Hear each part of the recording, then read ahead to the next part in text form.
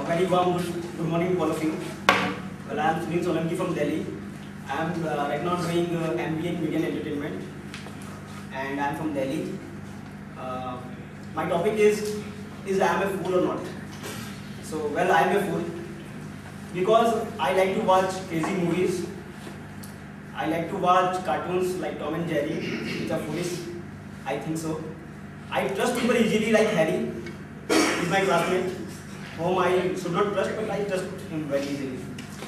I like to live in a fantasy world where everything is perfect. Nobody tells lies like Ankit. Nobody should bother whatever I am telling like Mohit. I like to be in dreams. I like to be healthy. I like to be healthy, and that's why I think people should call me Mr. Perfect. But do you think it's possible? Yeah. Yeah. Do you think it's possible? No. Yes. Yeah. You can possible. So do you think this is possible? Yeah, it is possible. You need not be foolish on this. No, it's not possible. That's why I am a fool. Thank you very much. Without going into further introduction about myself, I would like to talk about the topic I've been given. It's childhood. Today is Children's Day and I've been given childhood. It's a nice thing. See, I would like to talk about my childhood, what I went through. To me, childhood, like generally people say, your childhood days are the very sweetest days and all that. I don't strongly agree with that. My childhood days were not the very sweetest days. I in fact had more memorable days when I was in my early teens and all that. I would also tell you why I didn't have too much of memorable childhood days. See, childhood days is generally up to like what, 13 years or something. What happens when you're below 13? You're overburdened with education. Especially with the school I studied in, you generally have too much of expectations, my parents at least, they had too much expectations about myself and all that. And there is more of, these parents especially, below 13 years and all, I mean, those are children below 13 years, talk about their sons coming first in the class and all that. In a family gathering, especially in mine, all the family members will say, my son comes first, my son comes first. I made a very weird comment saying, I don't know how come only the children, our family come first. Poor people of the other families, they never get to come first to me. So this is how education is in us. Everyone wants us to become Newton and Einsteins by the time we're 15. And I don't think even Newton found his third law, by the time he was 20 or something. It takes your time. Your hobbies and interests are not too respected generally, Like, I had a drawing class, a compulsive hobby. I couldn't draw a straight line only properly, so where do you think I would draw? There was a poor old man, I used to keep cursing at him in my mind because he was a drawing teacher. And you're forced to sit there. So like, I would say that there should be children should not be overburdened with education mainly. There should be innocence in the child, which is missing now these days. Children want to overgrow. They want to become adults within like what, 20 days overnight? I think you would have seen them in Brigade or walking around Pizza Huts and coffee days by the time you know what it means. So I would conclude by saying on Children's Day, November 14th, that children should be left to their innocence, they should be respected, and they should not be overburdened with education. This is my opinion. Thank you. Internet, a boon or a threat? And this is Ramesh. It's both a boon and a threat. I'll just jot down the points for boon and what is it for a threat. Okay. So the early days, internet was yet another communication medium for all the industries or companies or any organization. They just putting their own information in the site. So and right now what have happened is that it's actually two-way communication. It's kind of Web 2.0 or so what you say is that flip-to-cone concept. So the early days it was like they market like this. And right now, how it happened is that information flows like this and goes to the final user. So that is how right now it works. It's a tremendous source of information, and you get lots of things from lots of people, and it has brought in people together. The information, anyone knows any information through blogs or forums or discussion boards. Anyone can put in their information, and it's accessible to everyone. And to talk about social networking sites, the barriers between the people have broken, and without the barriers of caste, creed, religion, or political barriers, all those things have been resolved, and people come together. Referring to the threat points, it becomes a wonderful source of communication for antisocial elements, terrorists. They use for spreading over their own messages like kind of gory images, gory pictures, and certain other things, the pornography kind of stuff. And again, there comes viruses, TSRs, malicious codes, which again cut down all the reliable information source, and they damage the sites. And banking sector gets a lot of disturbance due to these kind of virus threats. Even though there are lots of threats and lots of other negative points about internet, it's majorly a boom because of the source of information it provides and bringing in people together. So I feel personally that it's a major boom to the people than the threats which it induces on people. Yeah, that's it. That desire is the cornerstone of the whole science economics. The great philosopher Gautam Buddha felt desire is the cornerstone of all the sufferings. Hello friends, I'm Govind Padmasurya talking about the topic, the desire. When we observe the world as such, we feel Gautam Buddha is terribly correct. Desire leads to sufferings. If there is no desire, we would be happier. It would be a more ascetic life, which is considered a great thing. And I would emphasize he was terribly correct. But when we observe life as children, learning what is life, learning how to live life, desire is the motivational force for us to wait for a brighter dawn, to wait for a brighter tomorrow. The range of our dimension of desire could be anything from desiring to have a chocolate today evening, from desiring to win millions of hearts overnight. But it is desire which pushes us forward. It is desire which motivates us to see life with a better perspective. And when we succeed to convert desire into a dream, into a goal, then the desire became the life. Thank you. Hi, I'm Sekhar Sankar, and as you all know, I need no introduction because the name is enough. And my topic is the status of Indian movies in the world trade. It's long back in 1896 when the first Indian movie was made, Raja Harishchandra, and now we have become one of the largest filmmaking country in the world. And despite all these, we are not able to make quality films and the films which can compete in the foreign market. If we go to the earlier stages, there have been many films, great films made by our yesteryear's directors like Guide and Kagaz Ke Phool and all the good movies also, which you can talk. But they have not been able to win any Oscar award. If I go to the earlier times, it was only one movie, Salam Bombay, which have been nominated for the Oscars, but still it didn't win the Oscar award. But now the trend is just changing because of some of the actors who have been performing in the stage shows like Akshay Kumar, Shahrukh Khan, and also some world tours made by Amitabh Bachchan. And also there is some prize ceremony like IFA Awards, which has really made felt really able to make feel our presence in the world scenario.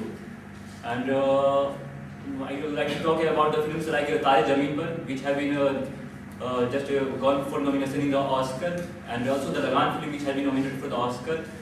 So now I think that we will really be able to make our impact on the world scenario. And also I like to, on my behalf, I would like to thanks to Shahrukh Khan, especially because of his films, super hit films like Kabhi Alvida Na Kahna, DDLG, and Kalo Na Ho, which have been able to make many revenue, very great revenue in the world market. And it is a matter of time that we will also on the world scenario and competing with the Hollywood. And the name Hollywood, the name Bollywood, which is especially taken from the Hollywood, I think that they would just take some name from ours. So it's just a matter of time. Good afternoon to you all. first semester from Manipal University off campus in Bangalore. The topic that I chose, or we put in other words, given to me, was love or sex.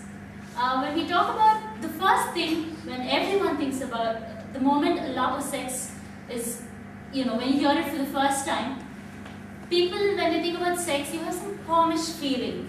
Sex initially, in the olden days especially in the pre-90s, it was a taboo.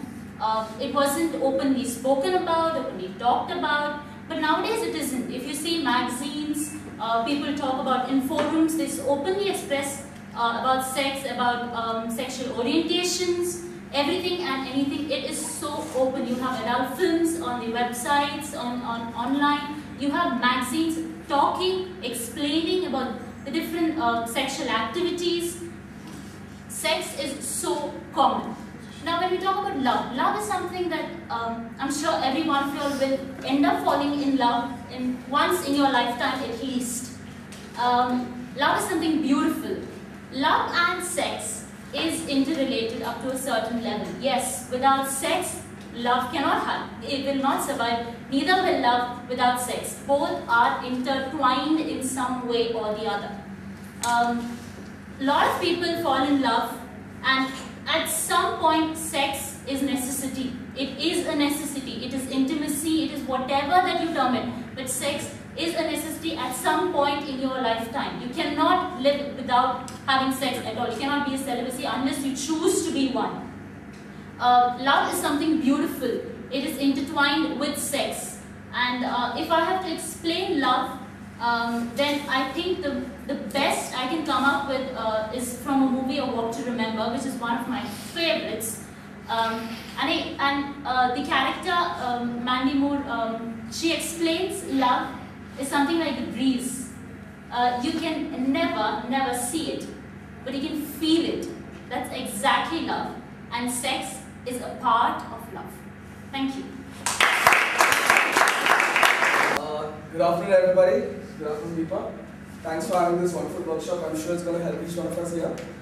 My topic for the day, homosexuality, illegal or immoral. Yeah, it does seem a little, but I don't see as to why we should see in that light anymore.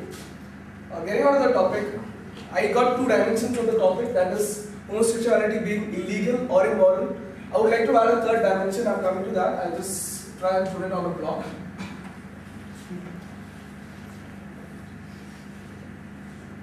So this is morality.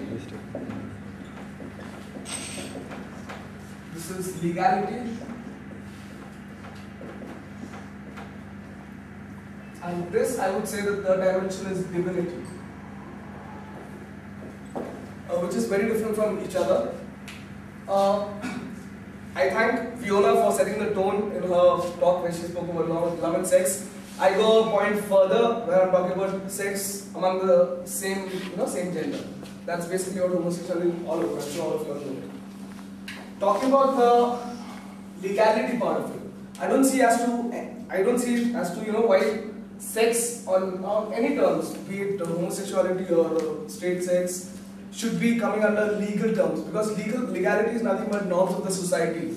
The society, the very same society who gave us Kama Sutra, not only to us but to the world, and I don't see how they are any better judges to say what is right or what is wrong.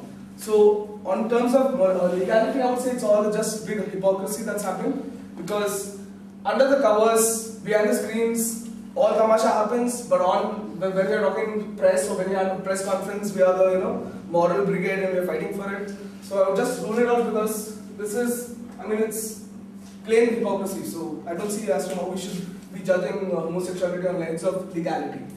Coming to morality I feel is very subjective. Why I say the word subjective is, it's something to do with not norms of the society but norms of the conscience. And the norms of the conscience for every individual is very different. What you think is right, I may not think right. What she thinks is right, I may not think right. In some societies in this very same world, it is a taboo to even talk to a girl. You talk to a girl and you'll be butchered or you'll be murdered or something, or the girl will be done for life. And on the same planet, on a different part of it, there are societies that exist nude. I mean, there is even family nudity if you go online, if you just check it out. There are families who are very comfortable wearing no clothes and just being expressive with their bodies. So, morality is very subjective. So, I will not be able to take a stand for anybody, and I don't think anybody else should be able to take a stand for anybody and say this is right or this is wrong, because it's very subjective. Depending on where you're coming from, because that is how we are conditioned, that is how a child is conditioned to grow. And in his conditioning, he may say it is wrong. But in another child's conditioning, as he grows up, he may say, I'm okay with it.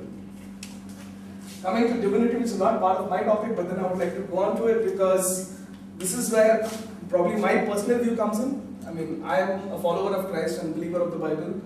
And the Bible says that man and woman have been made to be united and bring forth another life. That is the way God has planned things for us. And if you are deviating from that, it is your personal choice, but it is not something that He, the big He, would be very happy with.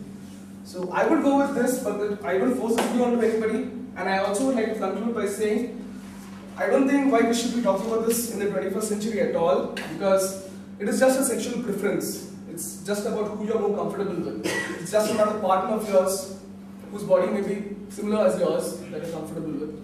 And I will not go on to say that whether it's legal, whether it's moral. My view says, okay, fine, I will not be able to do something like this, but I'm very comfortable with another person who does something like this. This is Crispin, your classmate, and doing my MBA first semester. Born in Kerala, brought up in Rajkot, studied in Rajasthan, Mysore, Bangalore. Been all around the place, seen a lot of people, seen a lot of homosexuals also. I was in a boarding school, so I have real close encounters with them. And I guess that's it. Thanks.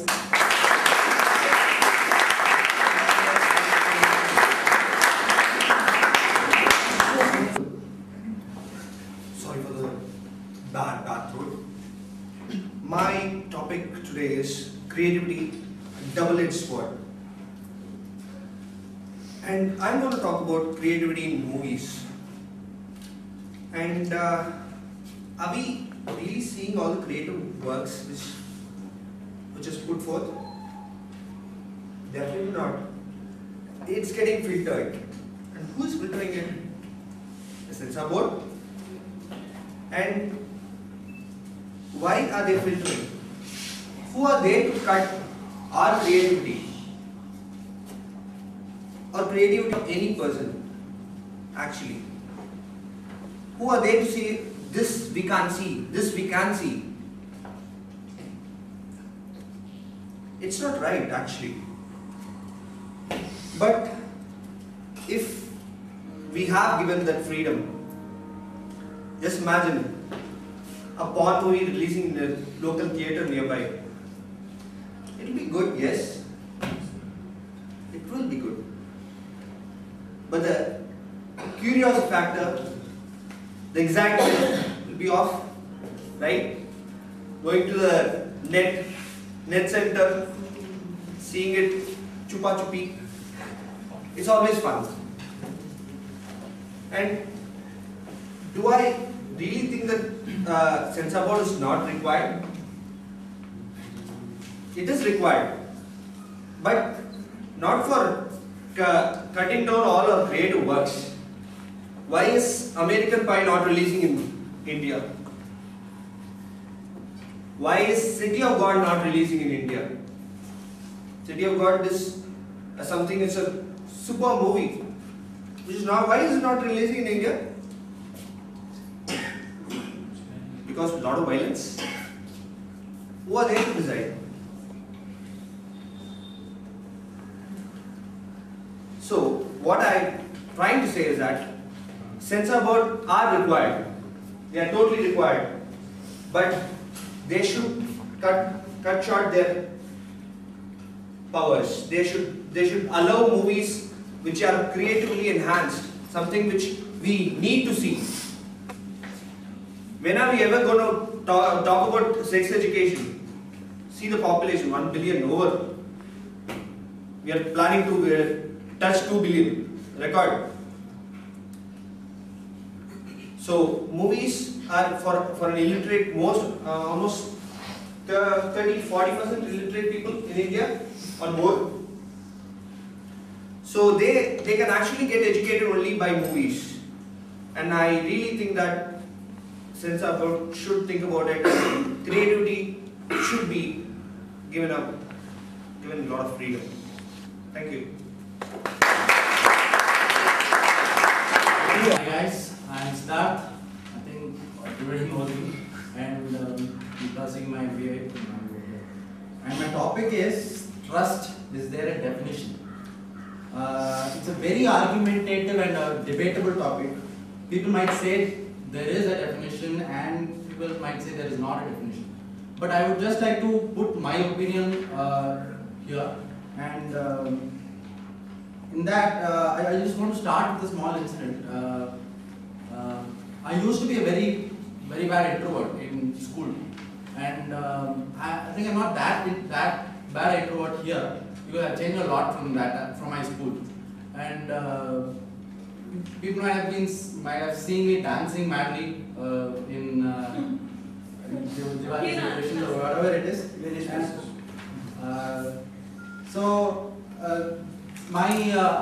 I am into a relationship, and my girlfriend teases me a lot with this, especially because I dance with a lot of beautiful girls here.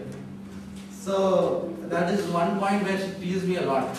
And yesterday a small incident happened. I was studying for the economics test today at around 2 o'clock in the night, which is a very rare phenomenon in my life. Studying at that hour of the night. So I just got a call from her, and she asked me, what are you doing? I said, I'm studying for my exam. She said, wow, I can't believe this. Siddharth is studying at 2 o'clock in the night. And I said, why? No, I've never seen you do this. Why are you so late? I said, I was doing my assignment. She asked me, why? Generally you won't do your assignments in college. She was my classmate in my UG. So all my works will be done by any of my friends. So she asked me, you wouldn't do the assignments yourself. Someone should be there to do your assignment. I said, it's all changed here. No one is willing to do assignments for me. And she said, okay, do one thing. Have a setup there. Setup in the sense, have another girlfriend there. Said, why? No, she can do the assignment. No. And said, no, it's okay. I'll manage it myself.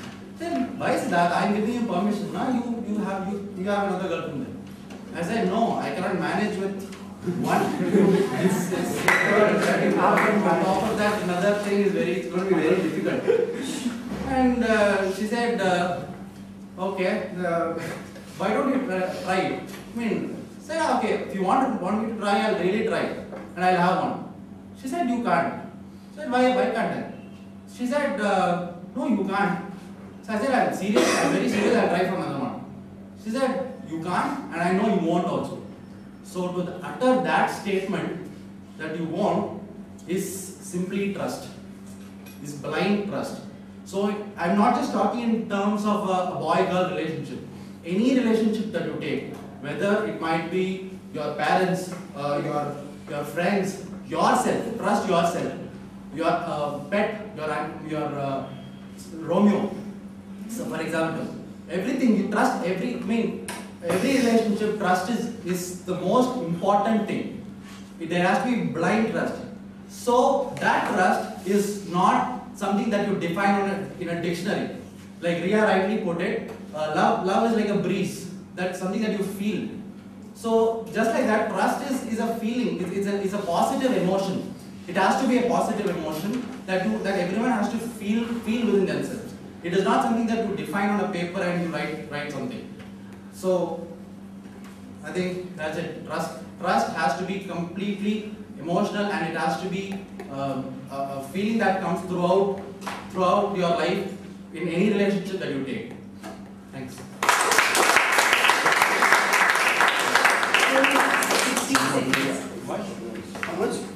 Classmates, Ms. Deepadasi, a very good afternoon to all of you. I am Mark Abraham, MBA first semester, Manipal University. My topic for today, I don't know who gave it, but nice topic. The importance of having a healthy relationship. Now, relationship is something that when we are born, we have, when we die, we have. We have to live with it throughout. That's something that we cannot do without.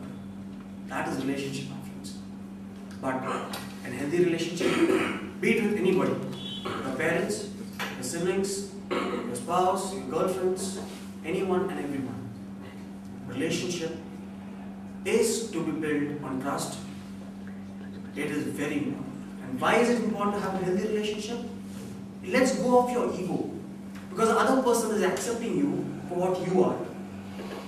And people, when they accept you for what you are, with all your flaws, you accept them the same way.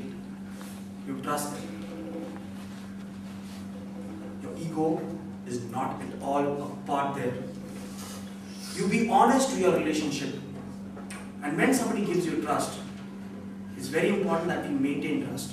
That is how a healthy relationship is maintained. Trust can be earned like this. But talk about breaking a trust and then earning it again? No. Your relationship goes for a process. There is a huge crack, and jumping that gap is very, very difficult for any person on earth. So I conclude with one line.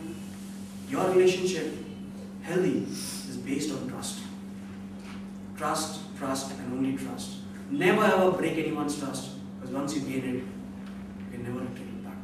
Thank you very much, everybody. Okay, hi, my name is Sriram Seshadri. I've been given the topic, I'm a fool, sorry, dash, I'm a fool. That's yes or no. Okay. I would like to say, first expand what fool is. I am fun-loving, optimistic, over-enthusiastic, and lovesick. So yes, I am a fool. What is a fool? A fool is someone who does not behave in such a way that probably people think that he is doing something intelligent for himself. I think that in this class there are a few people who behave like fools. I don't want to name any people. Yeah. Now why would I say that I am a fool? Okay, fine, I expanded fool and changed it to something else and I said, yeah, I'm a fool. But I think inside everybody is a fool and they know it. It's just that they pretend on the outside that they are very intellectual and brainy people. I'm not saying that people don't have brains, but yeah, people are foolish inside. Everyone makes a lot of mistakes once in a while. A lot of time people make mistakes, not big mistakes. I tend to make significantly large mistakes at times. Yeah, I'm a fool. I'm a fool.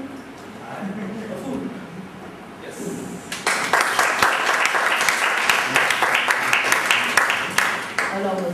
You can see beautiful winds are going here and there blowing, and here I am, beautiful Vani. I'm a student of Manipal University pursuing MBA M&E, and the topic was given to me is mobile, a menace or a boon. Well, I'll tell you that what I think about it, but first let me tell you some words which are related to mobile. What does mobile mean by? Adaptable, flexible, versatile, adjustable, transportable, portable, movable, peripetical, and moving and walking. I didn't know that these are the meanings one word could have, mobile. And I don't want to go in details of mobile. I just want to talk about how the things, the word which is connected to another word, mobile, if we'll connect this word to another word, how the funny words can come up with. Like mobile phones we have, mobile homes we have, mobile sculpture we have, and if we'll think of some creative words, what do you think of mobile sex? Okay, any creative word you can tell, connect mobile word with any other word and can come up with this. I think we should. Anyone? Mobile money bar. Mobile money bar, okay. And mobile. Okay, these are the mobile words. And and flexible words which we can use in our daily life. And if we talk about mobile phone specifically, a simple hostel Amma is also having mobile. From Aishwarya, she is also having mobile. I'm also having mobile. All of us have mobile, and we talk through mobile a lot. I think mobile is our second boyfriend. If any girl doesn't have a mobile, that means she is not having a boyfriend. I think that is the end of my discussion, my point of view. I thought that it should be a little creative, little funny, because lots of serious topics are going on. Thank you for listening to me, and thanks a lot.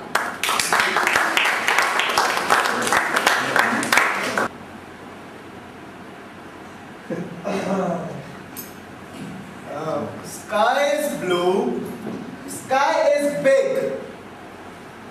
Sky is blue, sky is big. Sky is big, sky is blue. Wow! See there? The birds are flying in queue. They are to think big. They are to think big and to dream high. You can be in the top as high as sky. Sky is big, sky is large. No one can take money, no parking charge. If it wouldn't be blue, I'll put some blue. Good afternoon, everyone, and we are here after dinner, and we are. Don't feel sleepy, don't. It's now my turn. Wake up, be energetic. My topic is big blue sky. Yeah. What is the first expression that came into your mind after listening to this? This what? Tell me. Big. Big is a term.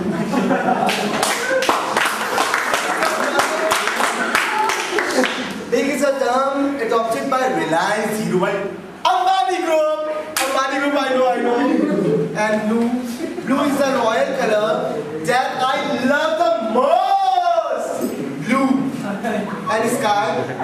We all want to fly high in the sky, in Kingfisher, airplane, and Jack and go and spice jet to Singapore.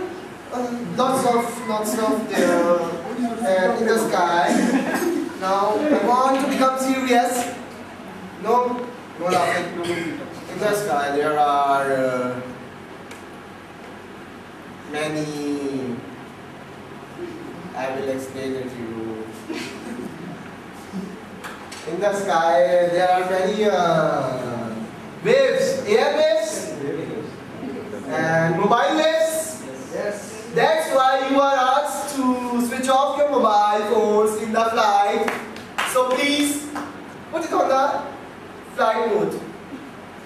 And what else? I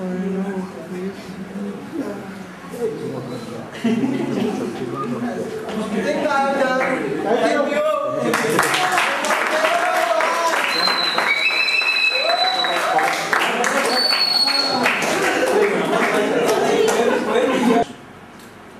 Hi everyone. Good afternoon.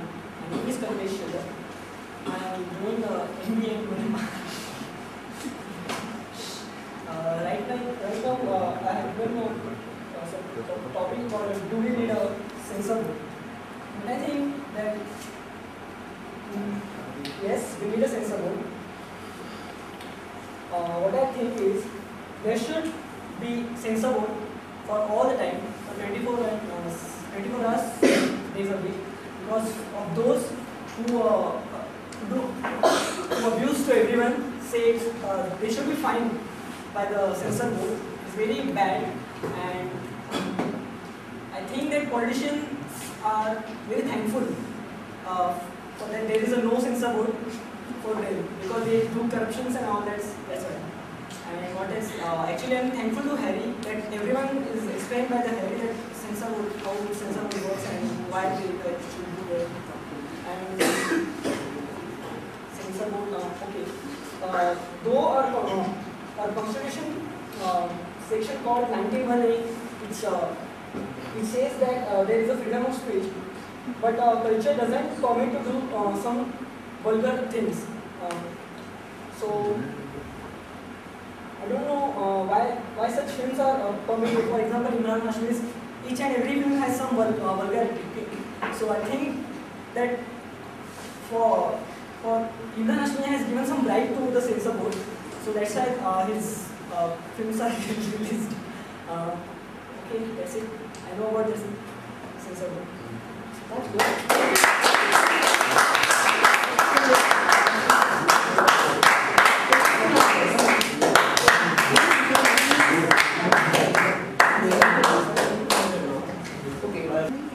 Hi, good afternoon guys, good afternoon ma'am. My topic is Leonardo da Vinci and his famous painting Mona Lisa.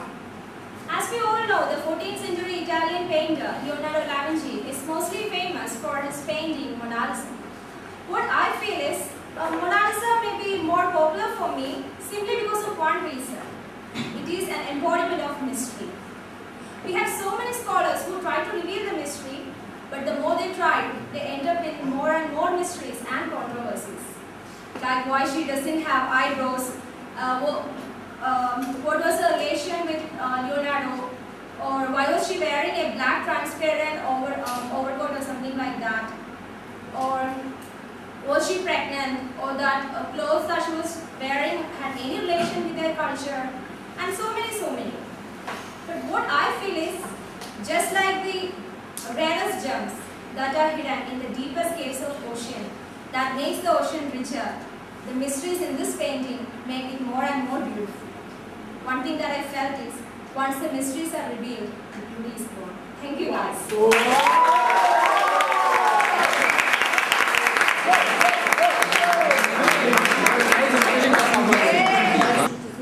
Hi friends, I'm Sukriti Gupta. I'm pursuing MBA M&E with you all. And hi ma'am. My topic is most memorable moment. It's very simple one, but I find it very difficult because I don't have any. I think I don't have any memorable moments because I think every moment is a memorable. And there are a lot of moments we experience in our day-to-day life.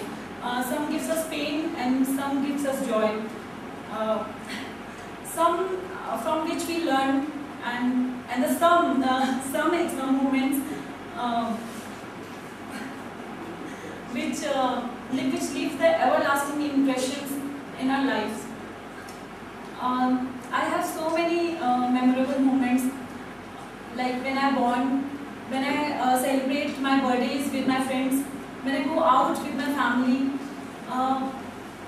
when we celebrate anything together, that's the most memorable moments, I think. But for one which I remember is the trip to Nandi Hill. I can't forget that trip because I guess that's our first trip which we went. And I don't remember the date, but I remember the all fun we did there. All the things, 4 o'clock in the morning, it's all chilling atmosphere, and we waited for an hour there for latecomers as usual, and and another hour to reach there. So much pain we took, but it's gone. When we reach the destination there, Nandi Hill, it was wow. I don't have more words. It's like a feeling. You just can feel only.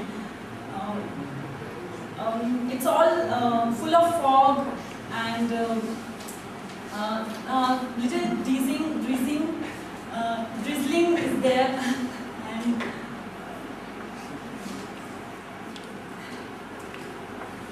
and there itself we started jamming session there.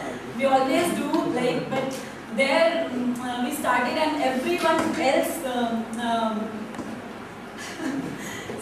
seeing us, and we sang a song to Sultana.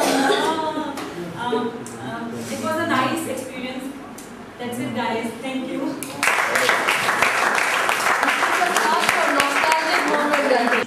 Good afternoon, people. Good afternoon, ma'am. I am here to speak about juvenile delinquents. Juvenile delinquents are juveniles who have committed crime and have been punished for it. Now, I would say that there has been an increase in number of juvenile delinquents in the past century. And main causes that I can find is due to family backgrounds. Most of the delinquents that you will find will have come from broken families, or where you have found they would have had, they've been treated bad. It can be created also by individual feelings, unsatisfied desires, unsatisfied,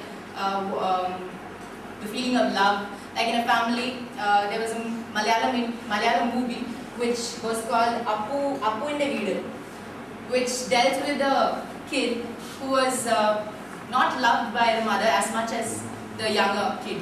And this made him go and kill his mother, not wantingly, but because of the need for love. And another thing that I would think that causes these delinquents, creates these delinquents, is movies.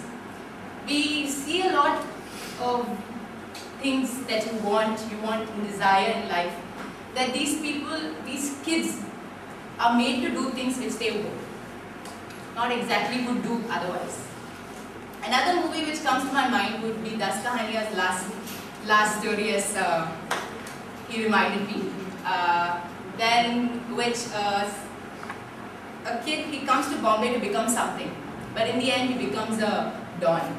So what we give to the kids through media is what we have to think about as media students. That's all.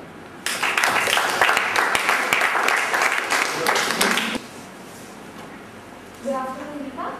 Good afternoon, friends. All of you know me. I am Gayatri, another Gayatri of this class. I am Gayatri R.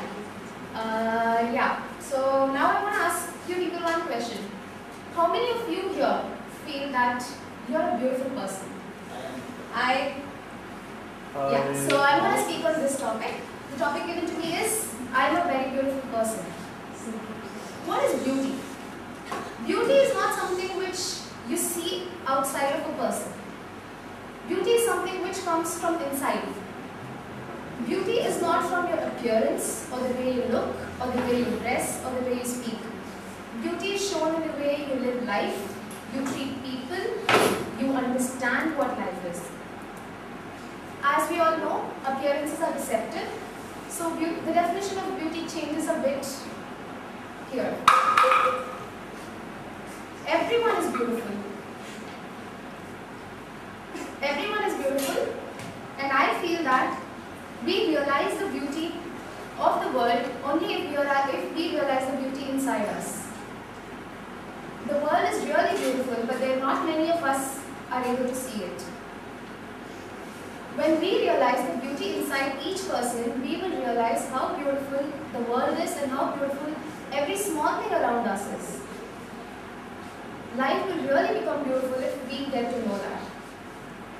It also helps in increasing positiveness in life, because when we see bad things or ugly things, it forms a negative feeling. When we think everyone and everything around us is beautiful, it increases a positive feeling. Beauty is God's gift and humans can't see it yet. When I think about beauty, realizing beauty, the first thing which comes to my mind is blind people, because they actually cannot see anything. They can only see darkness, but still they have a hope of living life. In fact, I feel they see the beauty of life much better than us. That is one thing which each one of us will have to learn. First, when I got this topic, I was wondering, what do I speak about? I am a beautiful person, what do I speak about this? But then now, after speaking on this topic, I really realized that even I am a beautiful person. And I hope all of you realize that and make life beautiful.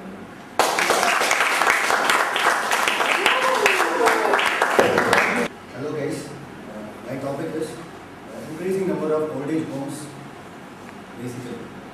So, first of all, I really wonder what is old age home.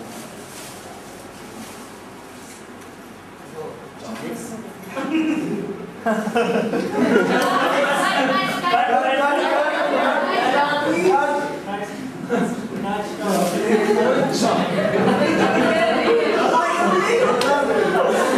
talking! Stop talking! What? Stop talking! Stop talking. In India, some people start old age home for the sake of money, and I have my own experience of having a old age home. And my mom was looking after the old age homes. What was, whenever I used to go to work, I was the one person who daily goes to this house on the. I used to give food to them. And whenever I used to go there, they really tell a big story about themselves. Like my son threw me out of the house because of my daughter-in-law. So I don't think we should also think about that old age homes and all. So when it comes to us, what do you guys feel? Should we do that or not? No. No? Okay. If you have, after marriage, if your life partners tell you that I really don't like your parents, can you put them into old age homes? What do you guys do? No. New age homes. So this is what we should do, and we should not hate anyone else. We should make them understand that our parents are really important to us, because when my mom had that old age homes, so she used to ask me like, is this the same situation in future I used to get? Will you, after you get your wife, would you really put me into the old age homes? So she asked me, like, I told I really don't do that, because she was the one person who made me came to this position. So to tell the truth, I didn't have my father's guidance. So if suppose that situation comes when my wife tells to put my mom into the old age home, I will say, get out of the house. Seriously.